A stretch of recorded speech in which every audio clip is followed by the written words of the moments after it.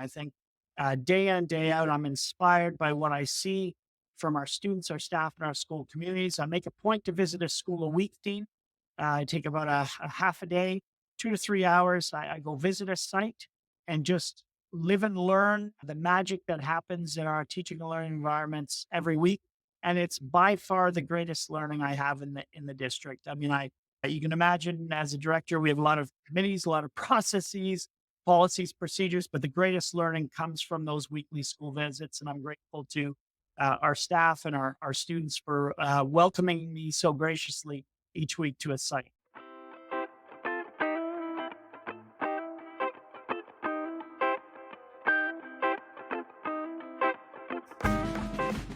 Today we talked with Pino Buffone, I said that correctly too, Buffone. That's Italian, a seasoned director of education, discussing the role of leadership in the Ottawa Catholic District School Board. In the initial part of the episode, Pino explores his inspiring journey into education, starting with early childhood years to becoming director in the district where he grew up.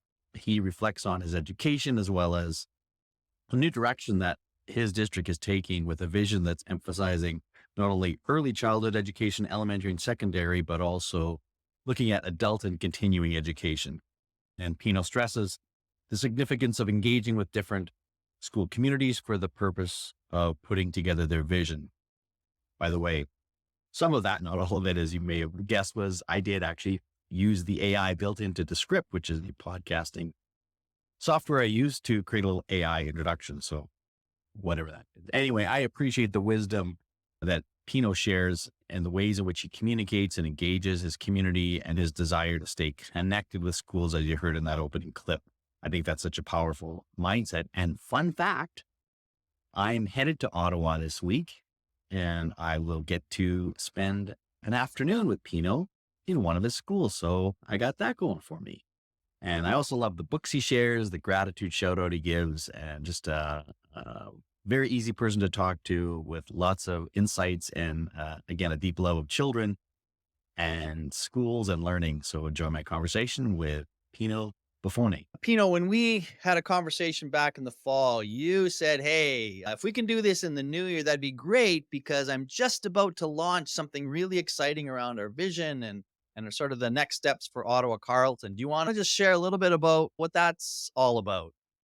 Certainly, Dean, and great to be with you this afternoon. Just wanted to share for us in the Ottawa Carleton District School Board, one of the things in my return to the district. I'd been a student here for many years, was a member of staff, and then was a director elsewhere, and came back now to be a director in Ottawa Carleton, is a vision exercise around our programs and services. And there's 4 chapters to this vision as we're laying it out, being early years in childcare being 1 chapter, and then 2 chapters around elementary and secondary education. So that sort of grade 1 to 12 area, and then adult and continuing education. And this is really reaching out to our school communities, eliciting their input on guiding principles to guide those program reviews. And we're actually not starting in the chronological order that our students experience the journey. We're going to start at the elementary level, where it's where we feel we have the most work to do.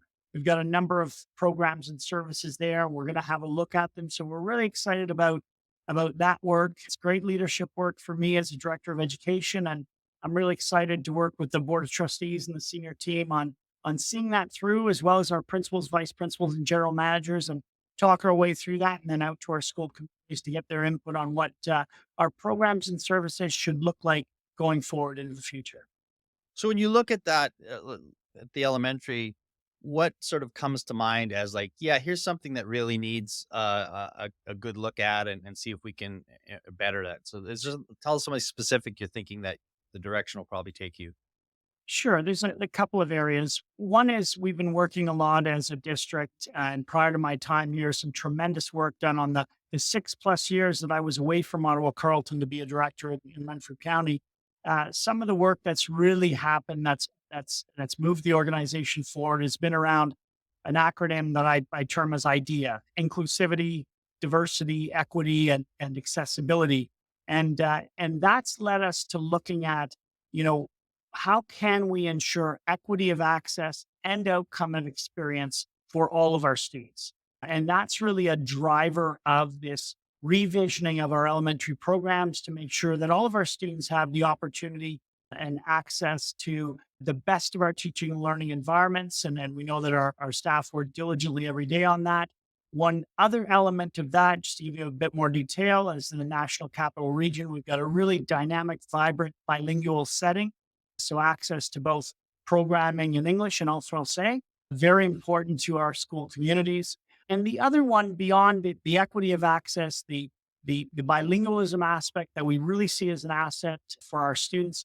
The other one is really refocusing on community-based schools, really ensuring that we strive to create the conditions where our schools are truly the hub of the community. And we see that day in and day out as it is. We just want to reinforce that and re-envision that in a world that's ever changing and all the more adaptable as ever. So we just want to make sure that we've got an eye to the future to ensure we've got programs and services that meet our students' future, not necessarily our past, as the educators oversee that. Right. Listen, as I think about, sort of an evolution of school districts, I think when I first started teaching, it was really narrow to a K-12 experience. And since then we've as a collective added the early childhood experience, which you've talked about as well. And all of the research points to how important that is. But you also mentioned adult and continuing education, which has not always been our purview or responsibilities. Talk about why that and what that might entail as you try to fully develop what that means for your district.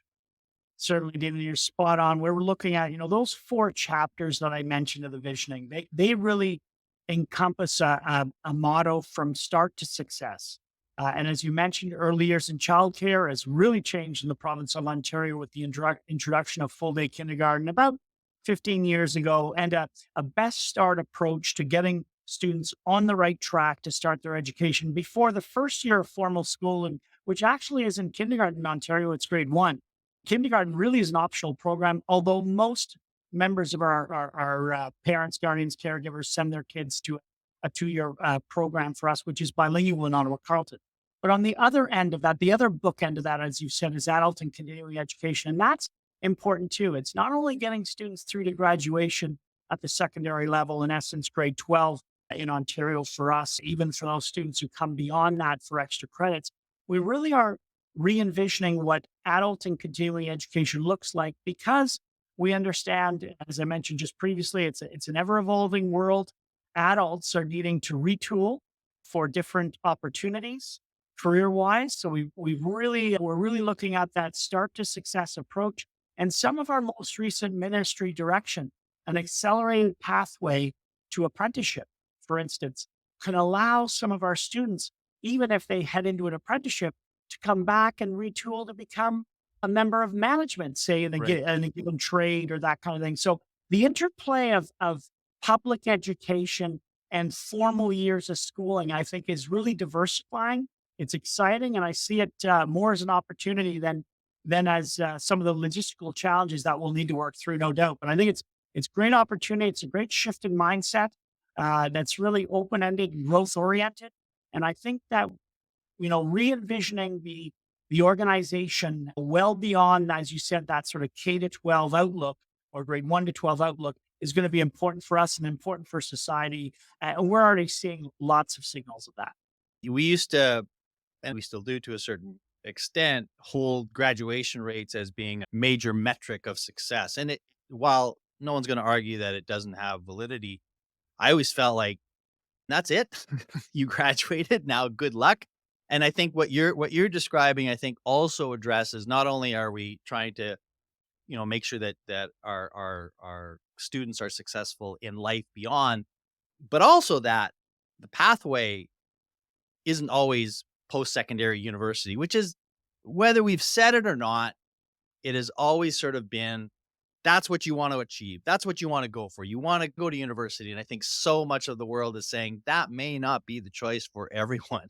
And so So acting on that, I think Pino is really a credit to being forward thinking and not just saying like, because, what would stop you from just resting on your laurels and just saying, let somebody else worry about that. So I wonder if there's even a driver of that says, we need to do this. We don't have to, but we need to. I would agree. I think on two fronts. One, I think the point you're making, our pathways aren't necessarily linear anymore. There's an ebb and flow, a move forward and a step back to retool for different purposes. And I think that's the point you're making. It's not simply a goal to get students to graduation and then off you go. It's there can be opportunities throughout life when you retool. And we're seeing that in the workforce where you're retooling into a different position or coming back and picking up other skills. I think it's an exciting opportunity. And I would say not only are pathways no longer quite so linear, and that pathways are really, really getting reinforced, not only to university, as you said, but to college, some of the amazing college programs, the interplay between college and university, apprenticeship, community living, workforce, all of those opportunities form in a lot of ways the branches of a tree of that journey of learning for our students. And I think that's exciting. And I would also say, Dean, that it's a reflection to me as well of leadership. That leadership isn't always linear in nature, and that we need to be looking at our ever transforming, ever evolving world. Some would say that VUCA acronym, volatility, uncertainty, complexity, ambiguity, seeing those elements as tools to work with, as opposed to as some of the reading I've done lately, as opposed to challenges, seeing them as opportunities that we can work with and capitalize upon to set the conditions for the best teaching and learning environments we can have. Yeah, absolutely. This is the district where you started as a student, grew up, and now are back leading it.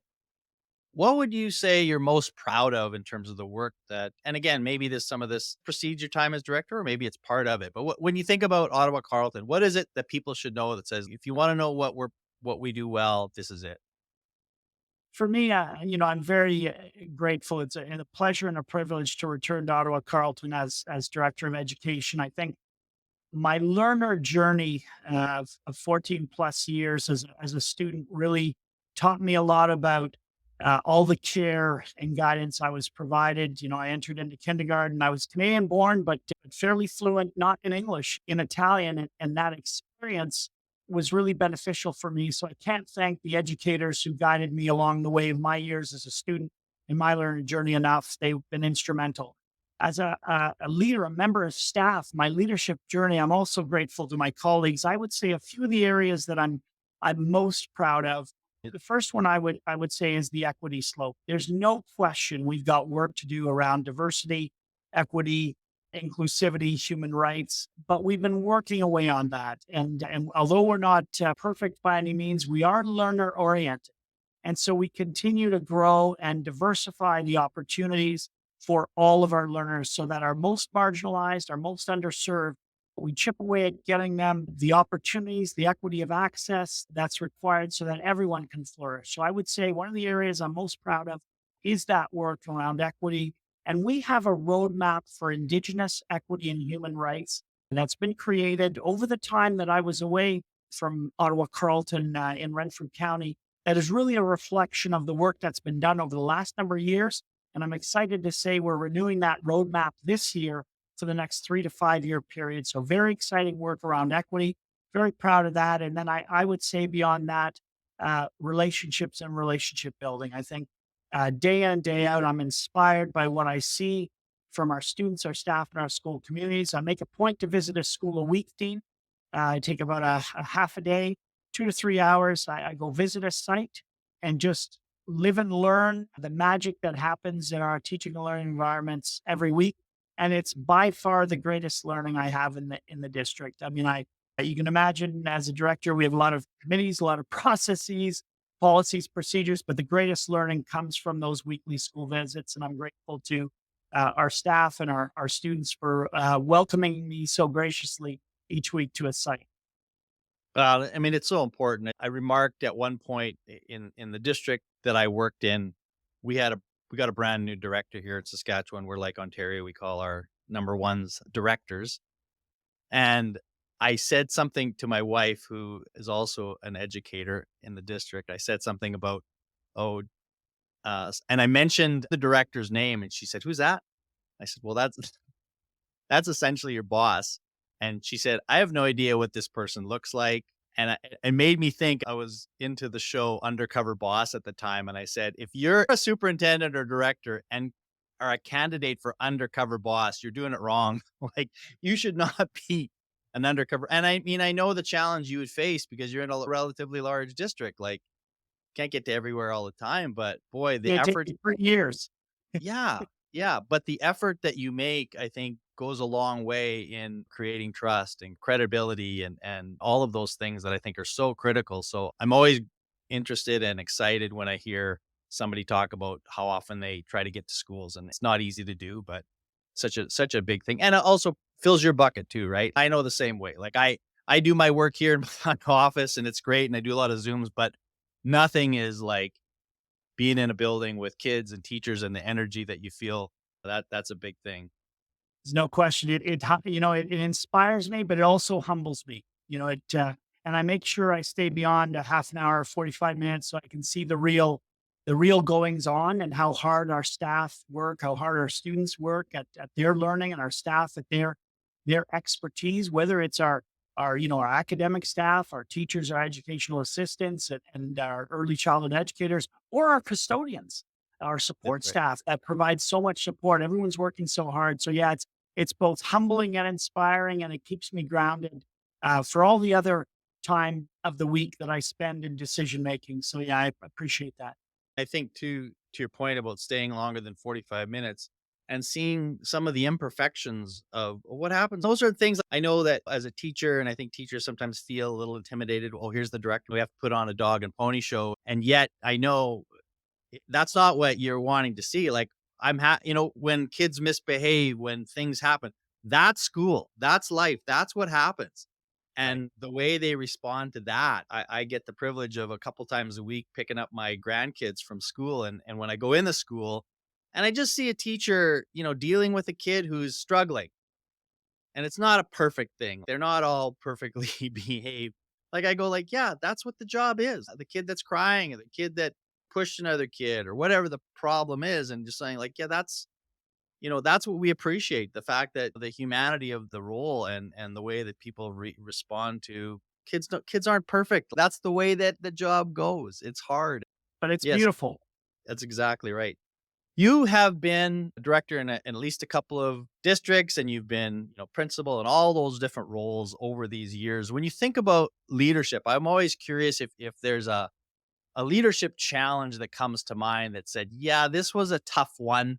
And it could be, one that you maybe didn't handle the way you should have handled, or just one that really kind of caught you off guard and made you have to sort of rethink. Can you just share with people a leadership challenge that you faced in your time in education?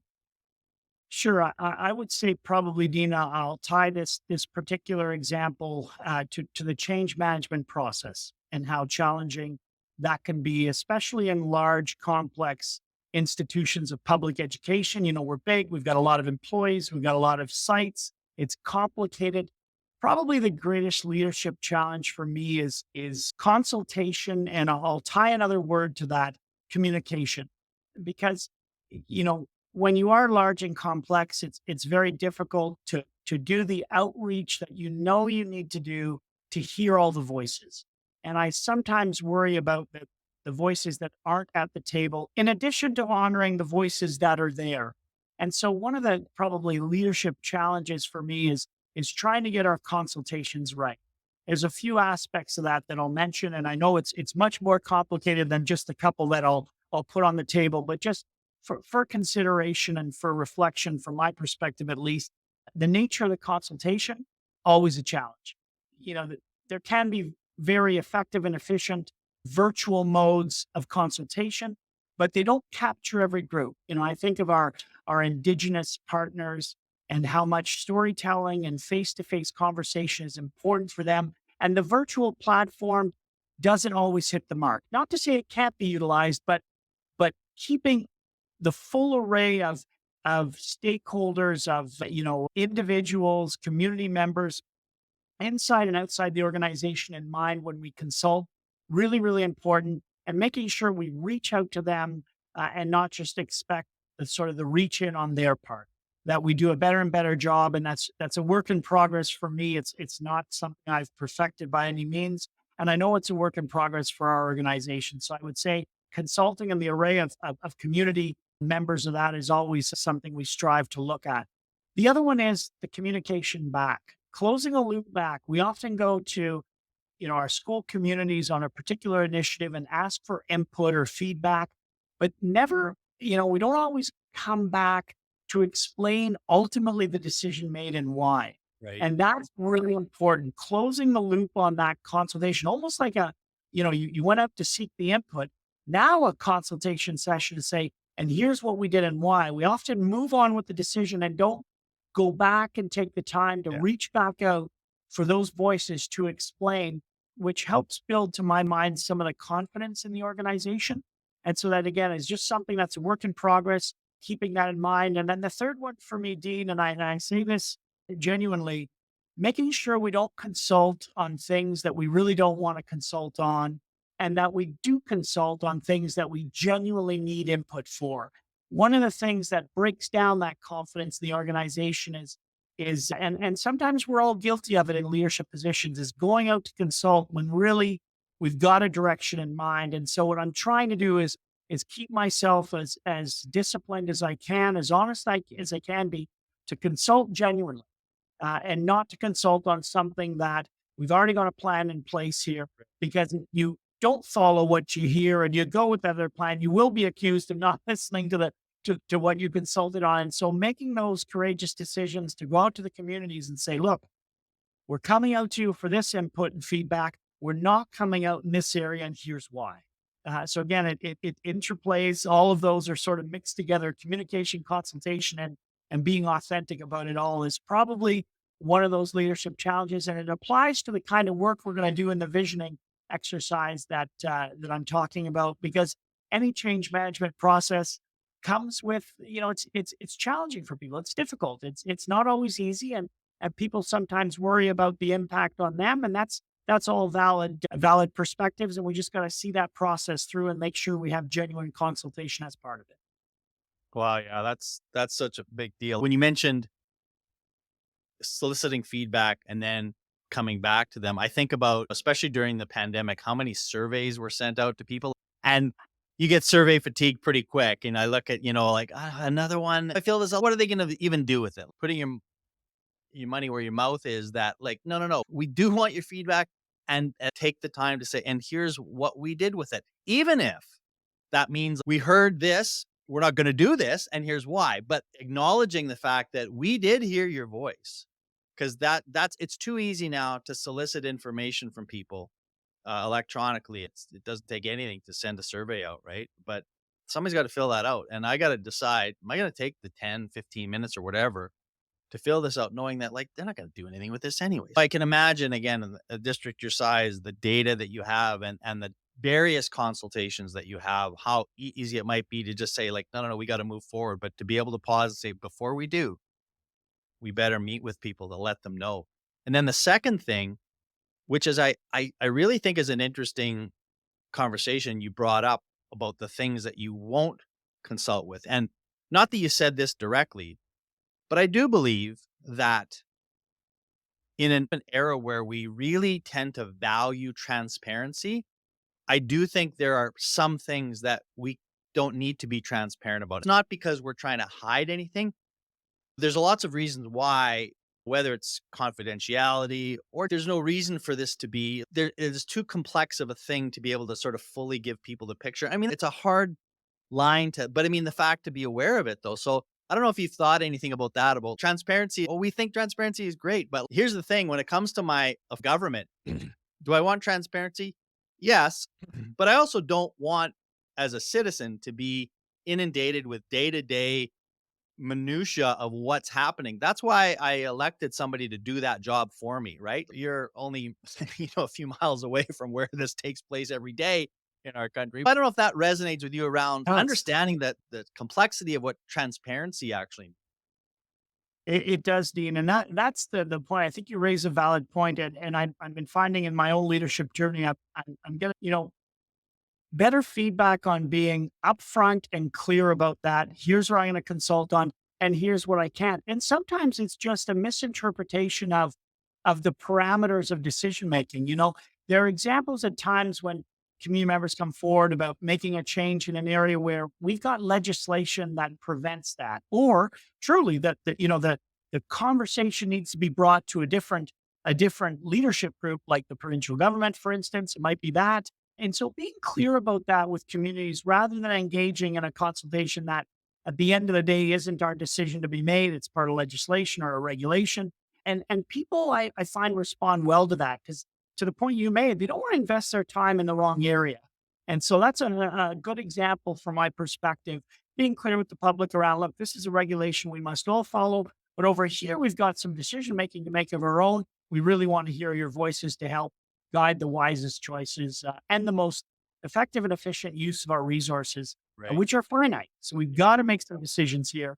So yeah, it's a good example because sometimes people will say, "Oh, I didn't realize you didn't make that decision. I thought you did," and being upfront with them on that and as clear as you can be as context before you're getting into to eliciting input helps everyone along, including yourself as a leader, in terms of being genuine with people and authentic and getting the right kind of input. This episode is brought to you by Advanced Learning Partnerships, also known as ALP. We are a professional learning consulting group that serves communities across North America. We are partners, designers, and agents for change. You can learn more about the work we do at alplearn.com. And now back to the show. So one of the emerging themes of this, not just this show, but the reality of education is I really believe we're in a crisis of leadership, and we're finding fewer and fewer people willing and able to do the work that you're doing and that your colleagues do, whether it's leading schools or departments or organizations, whatever it may be. If you're looking at that 25-year-old young teacher who is pondering this idea, "Huh, maybe leadership is for me, maybe I'm saw it," and if they're interested, what advice would you give them to say, this is what you need to think about if you're going to be successful in any kind of leadership role in education? Sure. I think, Dean, there's a couple of things in particular. The first one is, and I know this is going to sound strange to say it, but get to know yourself. And what I mean by that is one of the greatest indicators to me of leadership maturity is self-awareness. There's no question that I would love this planet to function on two rules. One is gravity, the other one's do what Pino says, but it doesn't work that way. And so one of the things that I need to continue to develop is not only my strengths, and when I ask people about this as a two-part question, talk to me about your strengths and talk to me about your areas of growth. Individuals are often able to speak to their strengths, but really struggle with identifying an area of growth. And so, I really speak to aspiring leaders, or maybe, as you said, it's an up and coming teacher who's looking at a leadership role. Really continue to grow your strengths and work on them, no question. But all of us have areas that we're working on. Pick a few and work on them over time. You can't pick 12 at once, but pick one every year that you grow on with, in addition to the areas of strength that you continue to refine. For me, it's that listening attentively, making sure that I'm really blocking out my response or the preparation of my response to actually hear what the individual is saying to me before I prepare that. And what I'm really trying to do now is actually refrain from a judgment on what I'm hearing. Just listen and Right. then take the time to form a response versus having a response at the ready right away. So that's an area of growth for me, and I've got lots of them, but that's an example. So self-awareness is one of the things I would say for aspiring leaders, because leadership isn't easy, and leadership will always come with decisions that have a variety of perspectives on what you coulda, shoulda, or would have done. So self-awareness for sure. The second one that I would say to up and coming leaders, or a 25-year-old that's new in the career, build your breadth and depth. As you look at opportunities, make sure you grow in breadth and depth in the one you're in, so that when you get to a future leadership role, you've got that wraparound behind you that will serve you well. I look back at my own career and think there have been some times when I've been given an appointment of a position or a class or whatever it may be that might not have been my first choice, but was a great learning opportunity for me. It's the case that next chance I got to move into where I wanted to be, I did. But I look back at those experiences where I was placed somewhere that wasn't my first choice and think, boy, am I ever glad I got that experience, as opposed to just what I always wanted. Right. And I share that because I speak with, pre-service candidates, young educators, and they're always striving for that one class they want. I want the grade five or what. And I think, if you get that kindergarten class, take that opportunity, learn in that year. Maybe the next year you get the grade five, but that learning in kindergarten is going to serve you really well as you move through your journey. So no matter what it is, get the breadth and depth. Don't rush, even though, it's an age of opportunity right now with the kind of shortages we're facing. But I do encourage people to get the breadth and depth because later on it will serve you well for even more positions of added responsibility. And then the last comment for me in terms of leadership, I speak to our group. There's always three key things for me. Instructional leadership. I mean, our wheelhouse is teaching and learning, having sound pedagogical expertise, build that over time. It's both adaptive and technical in nature. Organizational management, your ability to plan, schedule, timetable, those elements are all important. And the third and final one in that group of three, as this last commentary that I would give as advice, is developing your organizational citizenship. Your ability to understand that there will be decisions within your control and decisions out of your control.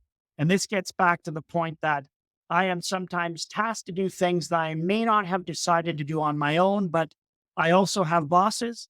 I also respond to a board of trustees, a ministry of education, and then I'm part of the bigger picture. My job is to fulfill those decisions to the best of my ability. So sometimes a decision goes your way and it flows. Other times you're doing your roles and responsibilities on something that you may not have selected, but that's part of being a citizen of the organization. I look for that in my leaders in Ottawa, Carleton, because it's important that we all understand lots of perspectives, lots of decision-making points, and we may not agree with every single one of them, but we all need to work towards the greater benefit and goals and objectives of the organization. So I would say that would be the advice I give to a 25-year-old, maybe a little more succinctly than that, but I would share that. Well, those are excellent. Those are excellent bits of advice. I think about as you're talking about self-awareness and sharing a little bit about your own areas of growth as a leader, being able to be a little bit vulnerable and let other people know. I don't always do this as well as I ought to, and I'm trying to get better at it. As leaders in an organization that is all about learning, how do we continue to model that, right? It's not easy. And some of the things you've shared with me today, I think are just so powerful about being in the schools and showing what you're working on and continuing to pursue goals of equity and accessibility, diversity, those things. So I'm always interested in leaders who can show some gratitude. So I would love for you to share one person that you want to give kind of a shout out to. And I kind of caveat this by saying I would love it to be somebody who could actually listen to this and hear their name mentioned as somebody that you are grateful for. So it could be just somebody that something happened today or something that you've been thinking about for a while. So who are you grateful for in education? Sure. I got to tell you, Dean, I'm grateful to a lot of people for the kind of encouragement, support, guidance, advice they've given me over the years. There is one individual that I'll highlight here because just actually a few days ago, it was my 100th day back in the office as director in Ottawa, Carleton. And many, many moons ago, when I was assistant principal, I had just come from a school to a central role in our curriculum services, we called it then our program area. There was a custodian. Her name is Howa. And Howa used to look at me sometimes on Tuesday nights. We'd have our board meetings, and I'd be there preparing to bring in an item for the superintendent at the time that happened to be on the schedule. And one time, Howa said to me early in my time, she said, I've been watching you, Pino. One day you're going to be in the big office. And I'm embarrassed to say, Dean, I laughed a little bit. I said, "Oh, Howa, stop kidding around." And we would talk. And she's a wonderful Somali woman, really, really interesting person, and was of course taking care, cleaning our central site, our central building. And she said to me after, she'd say it to it a few times over the 2 or 3 year period I was there. She said, "One day you're going to be back here leading us." And I always laughed it off. And she said to me, "Don't laugh, Pino. One day you will come and find me and apologize for laughing at that." And on my first day, on the 1st of August of 2023, when I returned to Ottawa, Carleton, the first person I sought out was Howa to extend that apology to her and always thank her for what she saw in me, breathing life into me and opportunity and expectations that were high. And And that's the person sitting here now that I want to thank for whatever she saw in me. And that's going on 15, 20 years ago now, Dean. So that's the person I'd like to point out as extending my gratitude to today. But on any given day, I'll tell you there's a lot of people I need to thank for where I am. Oh, that's excellent. I love that story. That is fantastic. So let me finish with a few questions that just kind of maybe get a little bit more personal. So always curious to know, what are you reading and or listening to these days? Terrific. In terms of reading, book I most recently finished, terrific book called Thrive, all about schools of the future, written by Valerie Hannon and Anthony McKay. And it really talks about how leaders of the future have to connect with their communities on a number of fronts: planetary, societal, interpersonal, but also intrapersonal, taking care of yourself within that journey of your own leadership so that you're gauging your own ability to lead over time. And that really spoke to me about, I'm at my best when I visit schools weekly, but also when I get good exercise, good sleep, and then I enjoy and I love coming to work day in and day out. There's never a time I don't enjoy that. It was a really great book that I just finished. And the next one I'm on to right now is called Sacred Economics by Charles Eisenstein, and it's a book all about market economies and how we need to balance, you know, uh, how much we make as profits with what we do with the planet. And there should be some kind of a balance there that sustains our planet for future generations, and yet allows us to have a good life in what we make in a business or some kind of a market of some sort. So really interesting read I'm getting into now. So I would say those are two books, Okay. one just completed and one I'm just starting. I just like the title Sacred Economics, because those are two words that have don't necessarily go together. So that's immediately intriguing. So Yeah, that one I'm yeah. one that I want to check out for sure. So you guys got back just a few days ago.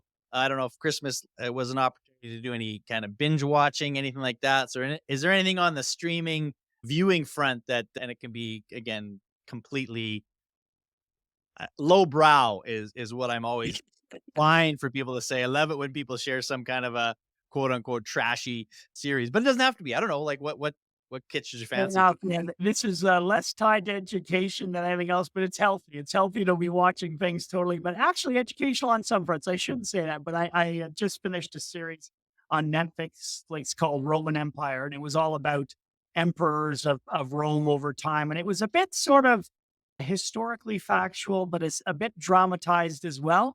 Really enjoyed that Netflix series. I just wrapped that up, and I'm of Italian origin, as you can tell by the name. So very fond major part of the Italian Canadian community, and glad to be part of it. And so I thought, oh, this looks interesting, and yeah, watch that series on Netflix. It was great. So I don't know if you're aware of and I don't know if it's just exclusively a TikTok meme or whatever, but it's girlfriends who ask their or wives asking their husbands how much they think about the Roman Empire, and they can't believe how many men actually think about it on a daily basis. So you're the first person. I don't know. I So didn't you know must be. that. Well, there you go. You're part of the zeitgeist now with that one. That's awesome. I've got some good Italian friends, and so over the past few years, I have definitely upped my education of the Italian community, and I feel like even though I'm Polish, I've kind of got this pseudo Italian side to me just because I've Well, embraced a lot of the culture. So it's awesome.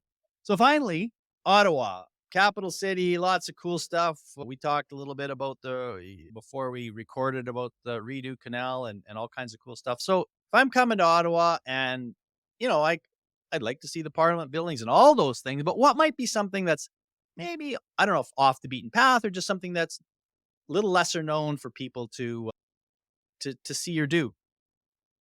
terrific.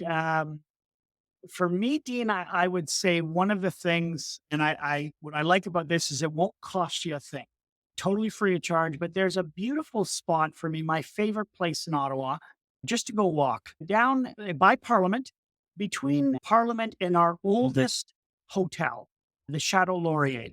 There's a set of locks connecting the Ottawa River, the canal, and the Gatineau River. that you can walk down by the locks. And in the summertime, you'll see boats with passive course who are permitted to go between the Ottawa River, the Gatineau River, and the canal. But it's just a beautiful open area that represents the spirit of the word Ottawa. So Ottawa is an Indigenous term. It represents trade, and it really was, this area represents the hub of that connection between the fur trade of the Europeans and the indigenous peoples, the Algonquin. And I will say that I'm very thankful to be seated on unsurrendered and unceded Algonquin territory here. It's where we work and live and play and experience life, and that we gain a lot from the Algonquin Nation's ways of living and knowing. And so that area right in between the Parliament and the Chateau Laurier that you can walk down, it's an open area. It's not even fenced off. You can walk literally to the edge of the platform that overlooks the Gatineau and the Ottawa River. And on the other side is, of course, the province of Quebec and a beautiful museum of history. So this little area just represents to me the spirit of Ottawa. And so if you're in Ottawa, and two things. One, I'll take you there myself. We'll go for a nice walk sometime. And two, anytime that you're in Ottawa, let me know. Join me for a school visit. We'll go together, Dean. It would be a pleasure and a privilege to host you. So I would recommend that. Downtown Ottawa is a great place, great restaurants, really diverse, multicultural area. But that would be the one place I'd recommend to check out, because that very spot represents what the meaning of the word is for Ottawa, meaning trade.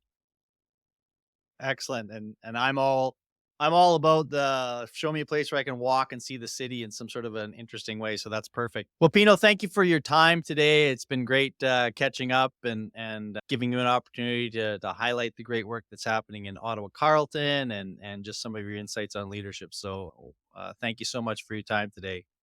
My pleasure, Dean. Great to speak with you, and thanks for the opportunity.